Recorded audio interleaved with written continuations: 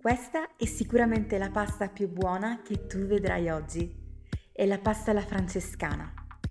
Un piatto delizioso, cremosissimo e super profumato, dai colori autunnali.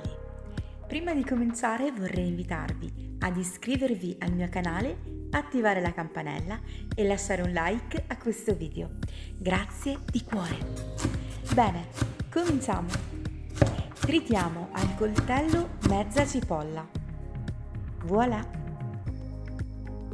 Poi prendiamo 600 g di salsiccia e togliamo la pelle.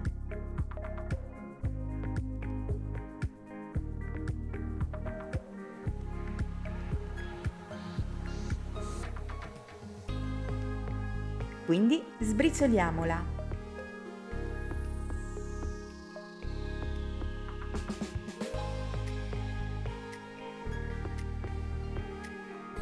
Soffriggiamo la cipolla con circa 2 cucchiai di olio extravergine di oliva.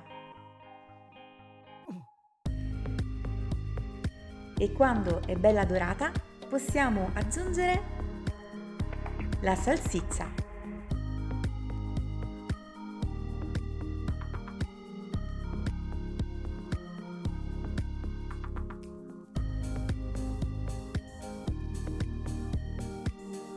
Lasciamola cuocere per un paio di minuti. Se vi fa piacere, iscrivetevi anche alla mia pagina Instagram. Io vi aspetto con tante foto e tante ricette.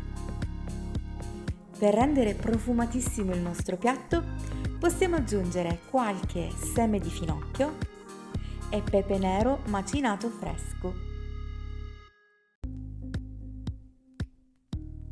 A questo punto possiamo sfumare con un bicchiere di vino bianco.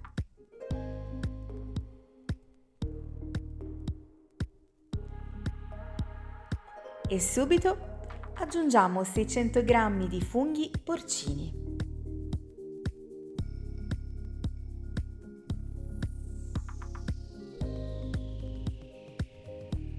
Diamo una bella mescolata e lasciamo sfumare il vino completamente.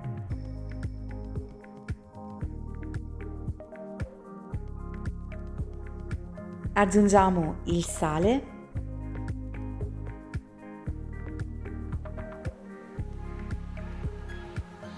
e nel frattempo in un pentolino ho messo a bollire circa mezzo litro di acqua. Potete scegliere se utilizzare acqua oppure aggiungere del brodo, come preferite. A me piacciono i sapori un po' più semplici, quindi userò dell'acqua. Aggiungo quindi 600 g di passata di pomodoro e allungo appunto con acqua.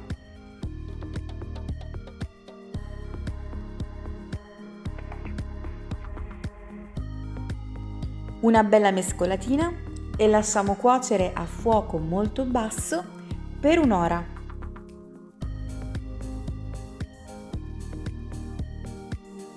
Guardate come inizia a diventare bello denso. C'è un profumino in cucina irresistibile. E io mentre cucino guardate chi c'è.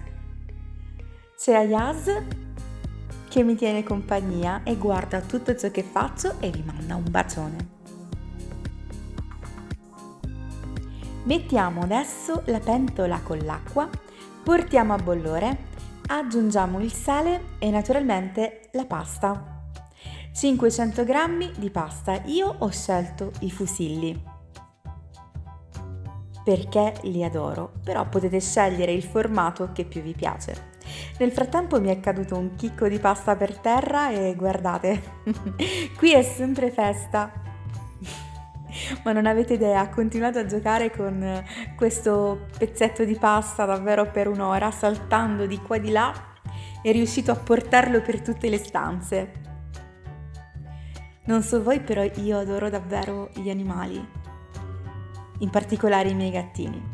Mi tengono tanta compagnia, mi danno tanto amore e arricchiscono sicuramente la mia vita. Vorrei mandare un abbraccio e tante coccole ai vostri animaletti, ai vostri cuccioli, cani e gatti. Nel frattempo, guardate, la pasta è pronta, la scoliamo e la aggiungiamo al nostro sugo. Ma attenzione, perché non è finita qui. Dovete sapere che questa pasta è davvero buonissima, però ahimè è anche tanto calorica. Aggiungiamo infatti 200 g di panna da cucina.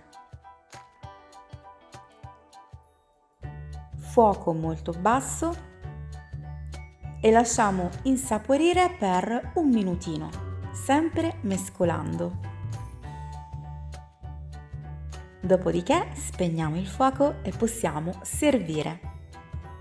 Ho tritato il prezzemolo al coltello e poi andremo a esaltare il profumo e il sapore di questa pasta buonissima appunto con il prezzemolo, che gli dà una certa freschezza e un sapore in più. Voi avete mai assaggiato questa pasta? Fatemelo sapere qua giù nei commenti. È davvero buonissima. Poi una cosa che non è prevista, però siccome a me piace tanto il formaggio, vi suggerisco di completarla con una bella grattugiata di parmigiano oppure grana padano o una caciotta.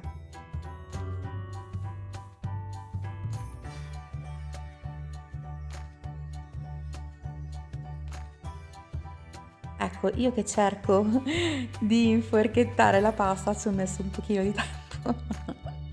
Guardate come si presenta. Non è buona? È buonissima. Fidatevi, provatela. So che adesso mi scriverete la panna è troppo calorica, però magari fare un piatto di pasta così bello, ricco, una volta a settimana, la domenica, 50-60 grammi, davvero non è un problema. Ne vale la pena perché è buona. Ecco, nel frattempo ho anche sporcato la tovaglia, però per farvi la prova assaggio questo ed altro. Come dolcetto posso anche consigliarvi questa torta, è una torta senza cottura molto fresca, cremosa e golosa. Si chiama torta Kinder, vi lascio il link qua giù nel box informazioni. Mi raccomando, se non siete iscritti a questo canale, iscrivetevi perché siete i benvenuti. Se vi fa piacere lasciate anche un like e seguitemi su Instagram. Ciao e buona giornata a tutti!